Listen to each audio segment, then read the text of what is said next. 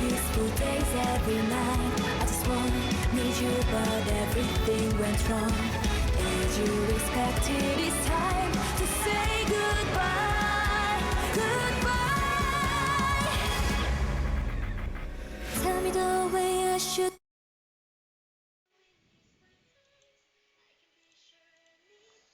Et salut à tous, c'est Furieux, on se retrouve pour une nouvelle vidéo sur Senseiya Awakening KOTZ, vidéo qui va être réservée à la possibilité de l'annonce du nouveau personnage qui va sortir mercredi.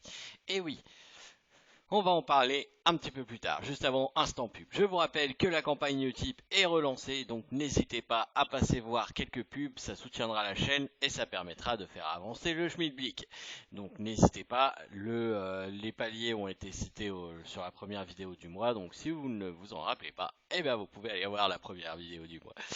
Je vous rappelle également que si vous souhaitez m'aider, vous pouvez créer un compte sur My Music Taste, puis cliquer sur le lien dans la description de la vidéo et faire un make pour Dreamcatcher. Ça me permettra de rester dans le top 10 et aux gens de Twitch de m'entendre chanter. En parlant de Twitch, justement, ce soir le live est sur la chaîne Sigma eSport. Le lien est également dans la description de la vidéo, donc n'hésitez pas à follow la chaîne pour avoir l'alerte du live ce soir. Voilà, maintenant que l'instant de pub est fini, on va parler du possible nouveau perso qui va sortir. Alors, tout commence avec ce mail, un mail inconnu, donnant des coordonnées, enfin, j'avais pour penser que c'était des coordonnées, et effectivement c'était des coordonnées.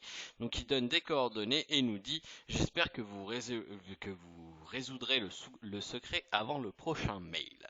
Donc on va recevoir un autre mail. Qu'est-ce qui va contenir ce mail? Je n'en sais rien. Mais on recevra un prochain mail. Là déjà, on a ce mail là qui nous est arrivé. Donc effectivement ça ressemblait à des coordonnées GPS ou latitude, longitude, il y avait trop de chiffres. Donc c'était bien des coordonnées GPS. Et ces coordonnées GPS, mais où nous envoie-t-il? Eh bien ces coordonnées GPS nous envoient sur ce château-là. Hop, ça nous envoie sur ce château-là. Hein. Je pense que le château en question vous fait écho, que ça vous dit quelque chose. C'est un château en Allemagne, hein. Le Neuschwanstein château. On va dire que ça se prononce comme ça, je suis pas bon en allemand, j'ai pas fait allemand au lycée. Donc, il semblerait que ce soit ce château-là que les coordonnées nous mènent. Et, bizarrement, vous allez me dire si vous remarquez une similitude. Eh bien, le château de Pandore ressemble à ça. Je vous remets l'image. Le château de Pandore. On va dire, c'est pas tout à fait les mêmes couleurs, mais il y a une forte ressemblance quand même. Et apparemment, ça s'est vraiment inspiré de ce château-là. Donc, ce message pourrait, et je dis bien pourrait au conditionnel, parce qu'il n'y a rien de confirmé, annoncer l'arrivée de Pandore mercredi. Et moi PLS, parce que moi Pandore, voilà, hein, c'est Pandore, je l'ai dit depuis le début, Pandore, quand elle sortira, je la veux. Donc, Pandore mercredi. Alors, déjà tout de suite, moi, je veux Pandore parce que c'est Pandore et que c'est mon perso, c'est un perso de cœur comme Aeolia. Après, est-ce que Pandore est nécessaire? Non. Pandore n'est pas nécessaire en PvP. En PvE, elle va vous aider dans certaines situations à haut level, mais en PvP, c'est pas non plus un indispensable, j'ai envie de dire. Elle va faire une différence comme chaque perso qui sort, hein, elle va rentrer dans des compos, mais c'est pas un IkiGC ou un Evil Saga. IkiGC ou Evil Saga qui ne devrait pas tarder à arriver. Donc, voilà, en plus, on va être sur le début du mois. On a encore tout le mois avant le Lucky Cat. Donc, faut faire attention.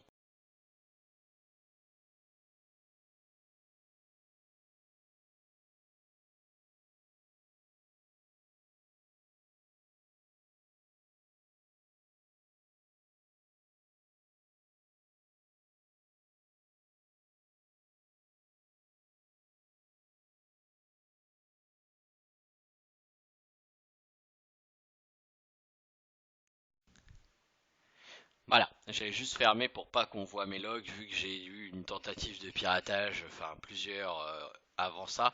Je n'affiche plus mes logs. Avant, j'affichais tout, hein, même mes achats, etc. Donc, hop, allez, ferme-toi. Hop, codex. Tac, tac, 5 codex. La Pandore. Donc ce que je disais, est-ce que Pandore est indispensable à avoir? Non, clairement. Par rapport à IkiGC et Volsaga qui arrivent après, si vous êtes un joueur qui se concentre sur le PVP, Pandore n'est clairement pas indispensable. Donc, vous pouvez la skipper. Moi, je ne la skipperai pas parce que c'est Pandore. Voilà, tout simplement, c'est Pandore. Donc, j'ai eu un petit quelque chose au cœur quand j'ai dû la skipper au moment de la sortie de la globale sur la SEA.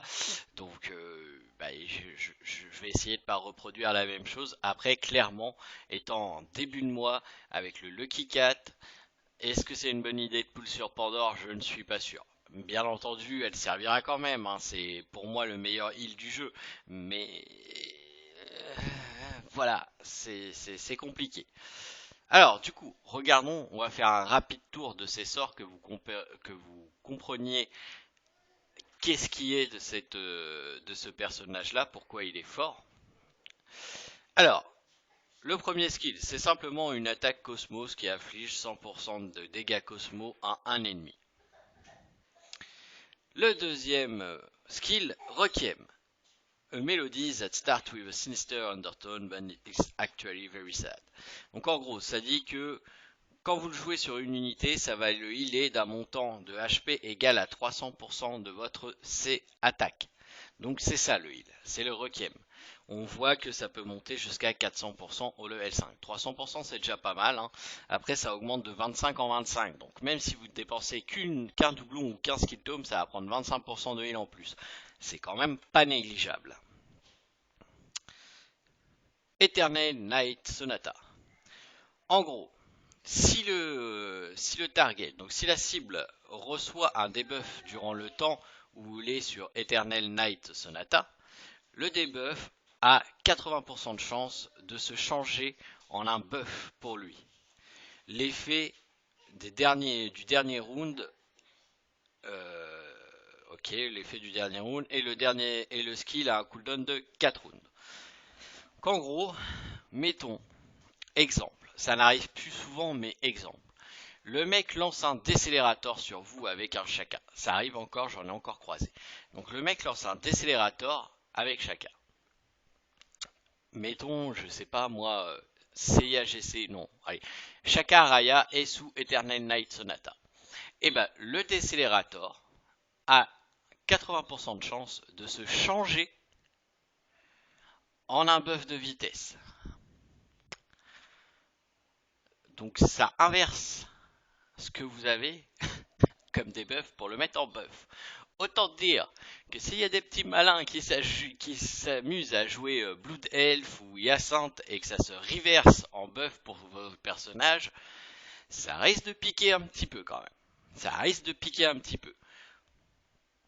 Donc à voir, il y a d'autres buffs que je n'ai pas vus, donc je ne sais pas ce qu'ils font. À voir par la suite ce que ça va donner, mais en gros chaque effet négatif a une chance de se transformer en effet positif et donc de booster votre équipe. Donc pareil, les Team Freeze, vous allez voir que à cause de ces spells, s'il y en avait encore qui jouaient les Team Freeze face à Shakaraya, bien que c'était plus trop le cas, Pandore vient mettre un clou dans le cercueil, hein. À cause de ce skill là, Fate of Illusion résiste à la manipulation du destin quand un crowd control, donc quand un CC ou un debuff sur une de vos unités, donc sur une de vos unités, peu importe laquelle, est enlevé ou reverse, donc changé avec l'Eternal Night Sonata, il a 80% de chance de jouer Requiem sur l'unité avec le moins de HP. Avec un additionnel de 10%, avec une addition de 10% de heal en plus. Et ça réduit le cooldown de Eternal Night Sonata de 1 round. Donc, je vous refais le truc. Shaka, normal, lance son sort et applique... comment ça s'appelle? Applique décélérateur sur toute votre équipe. Shakaraya avait comment dire, le spell de Pandore et reverse le sort. Premier heal. Shakaraya joue clean un décélérateur. Deuxième heal. Vous arrivez à contrôler le Shaka ou vous le tuez. Les décélérateurs s'en vont sur les 4 autres persos. 4 autres heals. Voilà. Voilà. Donc vous allez lancer Requiem gratuitement, totalement. Une fois quand le reverse va se faire, une fois quand Shakaraya va clean, et 4 fois quand les autres buffs vont s'en aller. C'est énorme, ça heal en continu. Si vous jouez des teams qui sont des debuffs, des contrôles, n'importe quoi, ça va healer. Par exemple, la provoque de Misty. Si Misty provoque, une fois que la provoque s'enlève, heal. Un stun, une fois que le stun s'enlève, heal. À chaque fois qu'il y a un debuff ou un contrôle qui s'en va sur votre équipe, vous allez récupérer, eh bien, un heal de Pandore. Donc c'est extrêmement fort, ça veut dire que la Pandore, elle peut healer en continu même quand c'est pas son tour. C'est extrêmement puissant, ces heals sont extrêmement forts. Donc c'est pour moi, c'est ce qui en fait le meilleur healer du jeu. Parce que ça va venir faire chier les contrôles, ça va venir enlever complètement les team freeze, ça va venir complètement enlever les team debuff. Ce perso là est vraiment surpuissant et ça peut maintenir un de vos personnages en vie pendant très longtemps. Donc ce perso n'est clairement pas fait pour faire des points de vie, pour faire des dégâts. Jamais Pandore ne fera de dégâts. Qu'on soit clair, hein, il n'y a aucun de ses sorts qui fait des dégâts. À part le premier spell. Ouais, amusez-vous. Mais en termes de support de team, sur une team purement défensive, avec un Poséidon, un Mu, un Shakaraya, un Misty, un Yogapog et une Pandore, ah bah, va falloir la tomber la team. Hein. Va falloir la tomber la team. Parce que tant le Ares faisait chier le Mu, parce que bah, bien souvent il n'avait pas le temps de sortir de son état de Ares avant que toute la team soit morte. Maintenant, avec Pandore, va y avoir du sustain pour justement le faire tenir assez longtemps et faire tenir votre team assez longtemps pour qu'il y ait justement ce Ares qui soit moins impactant. Attention, il faudra le jouer aussi, vous, votre team, en fonction de ça. C'est-à-dire que par exemple, je sais pas moi, si vous voyez que vous êtes dans une team purement défensive, le Yogapog, quand les crosses vont s'enlever, ça va faire un heal. Donc Yogapog, c'est bon. Shakaraya, quand il va clean un debuff, ça va faire un heal. Donc Shakaraya, c'est bon. Il faut jouer des persos qui vont vous faire des buffs ou qui vont clean des debuffs pour justement faire en sorte que la Pandore heal. Saori, qui fait son clean ou qui renforce justement contre les CC, ça heal, c'est bon, c'est bingo. Enfin, ça s'enlève une fois que le perso a joué, ça heal, c'est bingo. Il faut vraiment jouer quelque chose de solide qui va faire en sorte que Pandore heal au maximum. Attention cependant, vous connaissez ma RNG pour ceux qui sont en live avec moi. 80% j'arrive encore à me foirer. 100% c'est quand même le level 5. Donc, à voir, ça augmente de 5% en 5%. Mettons level 3, je pense que c'est déjà pas mal. Hein. 90% de chance, c'est déjà pas mal. Wow, failli tomber le téléphone. Mais ça reste que c'est un pourcentage de chance. Donc, il faudra voir ce que ça donne en termes de RNG, parce que la RNG n'est pas forcément toujours en ma faveur, personnellement. Après, encore une fois, Pandore n'est pas un perso indispensable à jouer, enfin à avoir pour les personnes qui se focus PVP. Elle va aider, mais ce n'est pas un perso indispensable. Quand on sait qu'il y a Evil Saga qui va arriver derrière, qu'il y a Iki je sais qui va arriver derrière, qu'il y a Hades qui va arriver derrière, clairement, dans tout ça, le seul personnage skippable pour un gars PVP, c'est Pandore. Voilà, donc à vous de voir. Moi, c'est parce que c'est Pandore, donc je tenterai quelques poules, c'est sûr, sur Pandore, au moins pour avoir des éclats et demander le reste des éclats aux gens. Voilà. Après, bon, il faut que, il faut qu'ils époulent sur Pandore, et à mon avis, beaucoup de gens ne pouleront pas sur Pandore, ils vont voir ça comme une semaine de relax, entre guillemets. Voilà. Donc, encore une fois, je vous le rappelle, il n'y a rien qui a été confirmé sur le moment. On a juste reçu un mail avec des coordonnées qui menaient au château qui ressemble à celui de Pandore et qui a inspiré celui de Pandore. Donc on peut possiblement en déduire que c'est Pandore qui sortira mercredi. Rien n'est confirmé, mais il y a 90% de chances que ça soit Pandore qui sorte mercredi. Donc je sais que la plupart d'entre vous vont être contents, étant donné que c'est un personnage qui peuvent skipper en prévision de IkiGC ou autre. En plus, ça arrive en même temps que le Lucky Cat qui arrive lundi, qui va durer jusqu'à lundi prochain. Donc, chance, joie, heureux, pas heureux, content, pas content, à vous de voir.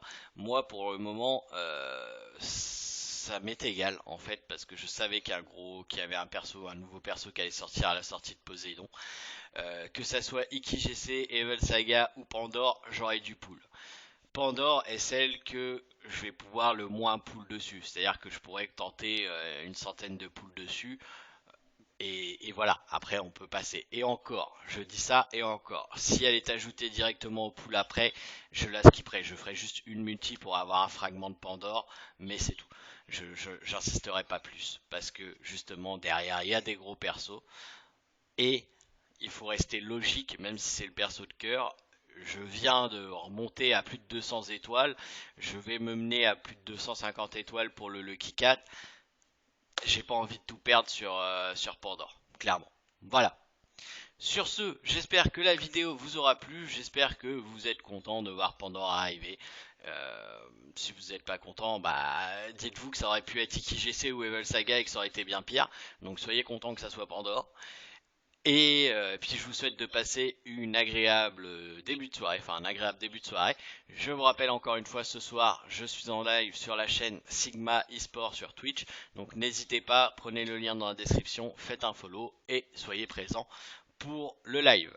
Je vous souhaite à tous encore une fois une bonne journée et je vous dis à demain pour une prochaine vidéo et à ce soir pour le live sur Sigma eSport. Allez, salut!